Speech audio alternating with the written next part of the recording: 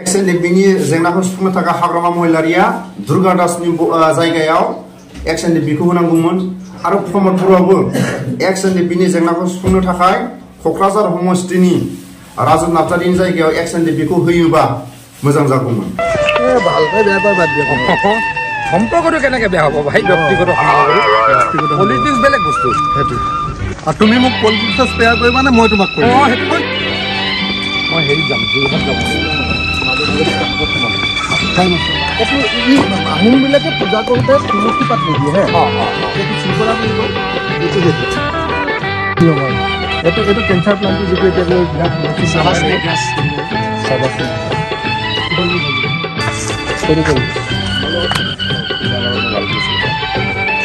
माखासे सान सिगां जोंहा बर'नि माखासे दैदेनगिरिफोर एबसु आरो माखासे एक्सएनडिपि दैदेनगिरिफोर बिथांमोना दिल्लीसिम मोनदों आरो बे दिल्लीयाव थांनानै बिटिआर गोरोबथानि सायाव आरो लोगोसे एक्सएनडिपिनि सायाव माखासे बाथ्रा बुंदों बा सावरायदों। बे बुंनाय बायदिब्ला रन्जन दैमारि बिथांजों लोगोसे माखासे जेलाव थानाय एक्सएनडिपि बिथांमोना उदां जानांगौ होनना बुंदोंमोन आरो लोगोसे बिटिआर दफाया कमप्लिट जानांगौ बेबायदि होनना बुंदोंमोन। दा बे दिल्लीयाव थांनायनि सायाव एक्सएनडिआव थांदों एबसुआव थांदों बिनि सायाव नोंथाङा मा बुंनो सानो? बेथ' जोबोद बाख्नायथाव। जोंनि बर' हारिनि गेजेराव आबसु आरो एक्सएनडिपि आरो दानि गोहो खुंथायाव थानाय UPPL ज' थांदों, जोबोद बाख्नायथाव। हायोबा आरो रायजो राजाफोरनिफ्राय जोंनि मेलेमजिबिफोरखौ लांफानाया आरो साबसिनबाव। बेबायदि ज' थांनानै खामानि मावोबा जोंनि बर' हारिनि गेजेराव गुलाय गुजाया खम जागोन आरो। माने नोंथाङा जेनेबा रायजोफोरखौ लांफाजानो लुगैयो? जोंनि बर' हारिनि गेजेराव एक्सएनडिपिनि रायजो राजाफोरखौ मोजां मोनग्रा दं आरो आबसुखौ मोजां मोनग्रा दं आरो दानि गोहो खुंथायखौ जायफोर दानि गोहो खुंनो थानाय बिथांमोनखौ मोजां मोननाय दं। दा बिनि गेजेराव जोंनि बर' माहारिनि गेजेराव माखासे गोरों गोराफोर दं, बिथांमोननि गेजेरनिफ्राय लांफायोबा आरो साबसिन जाबावो आरो बुंदों जे दिलीप बर' बिथाङा बुंदों, बे बुंदों जाहैबाय रन्जन दैमारि बिथांजों लोगोसे जेराव थानाय एक्सएनडिपि बिथांमोना उदां जानांगौ बुंदों जाहैबाय। दा बेनि बेलायाव मा बुंनो सानो? बेबायदि ज' थांनानै जुदि दिल्लीयाव सावरायहैयोबा, बेबायदि थाब नारसिनहैबाय थायोबा थाबैनो उदां जागोन। नाथाय मालाबा समाव एक्सएनडिपिखौ गालांनानै मालाबा थाङो सोरबा पार्टिया, सोरबाया आलदा जुदा थाङो। बेबायदियाव सरकारा बेले बेजे नुयोबा सरकारा माखासे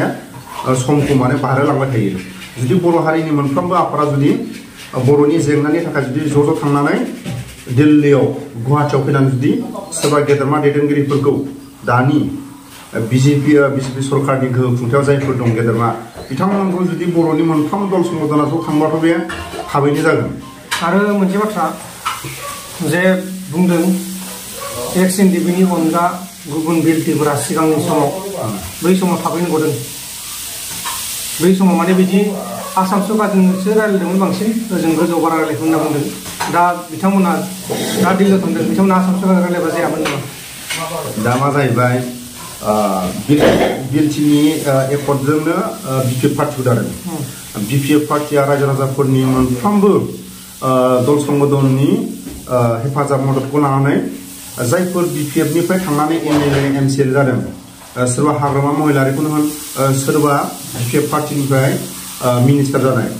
बिथांमोना बबेबा दिल्लीनि लांगोनायाव गुवाहाटिनि लांगोनायाव रावखौबो गियामोन।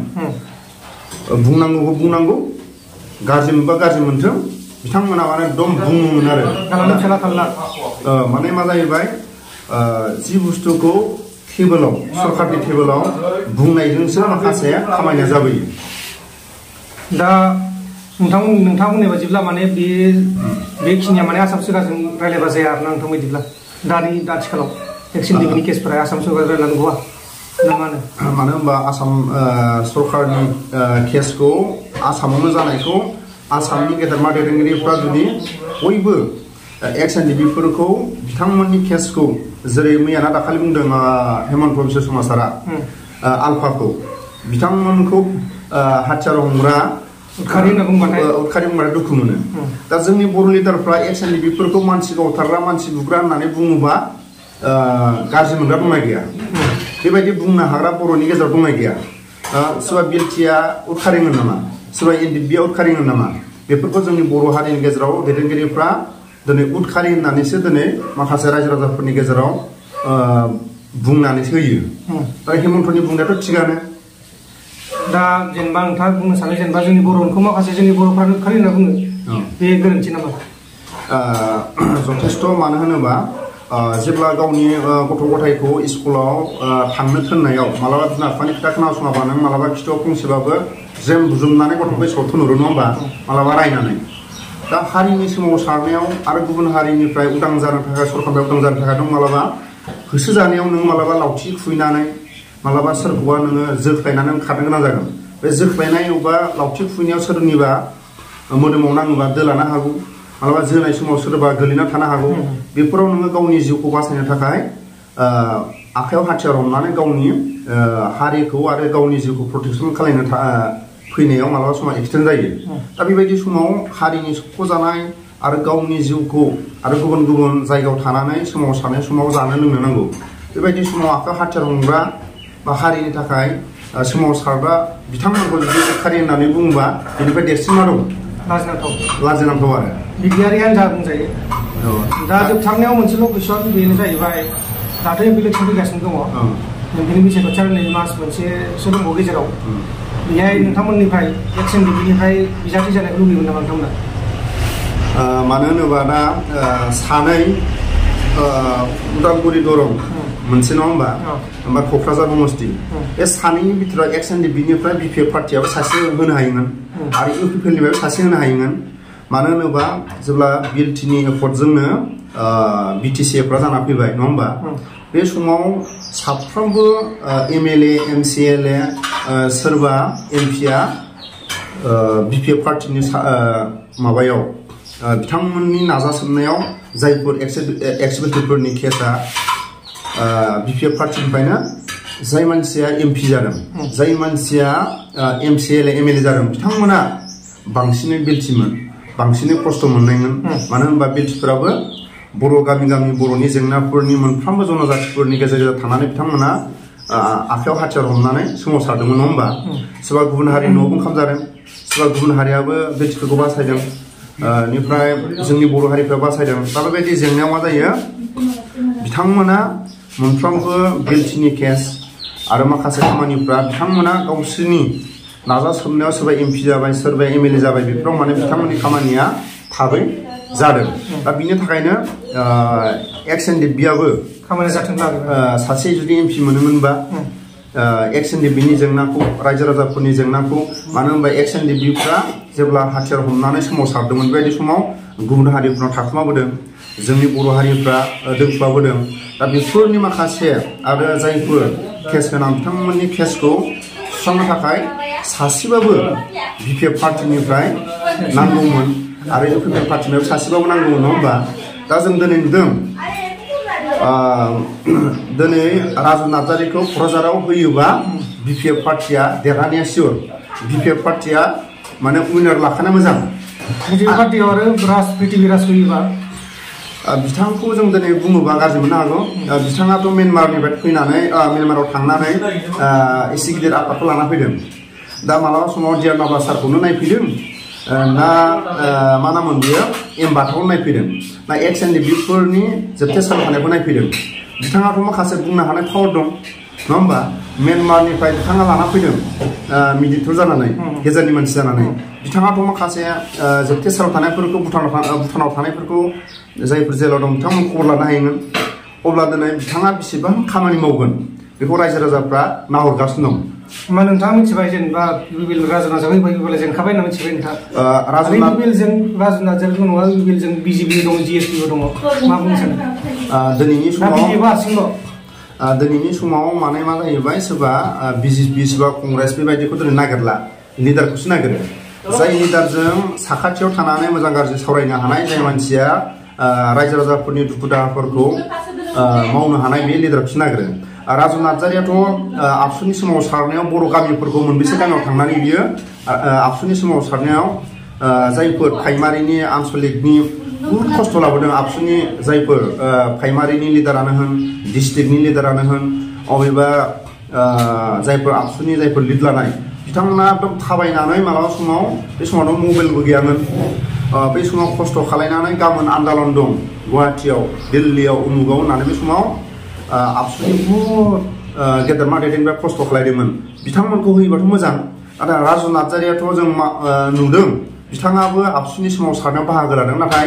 बांसिनै जायफोर गामि ओनसोलाव थाग्रा बिथांमोनासो दुखु दाहाखौ मिथियो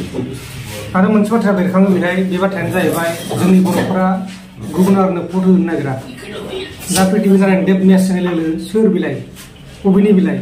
बिबिआनो जा जियानो जा माने गुबुन हारिनो जोंनि मानसिफोरा बिटिआर ओनसोलाव क'क्राझार लकसभा बियाबाव जोंनि बर' मानसिफोरा बर'नो लुगैयो जियानो जा बे मोनसे थायो आरो दा मोननैबो हान्जायाव जुदि बर'बाथाय मोनसे बर'आ देरहायो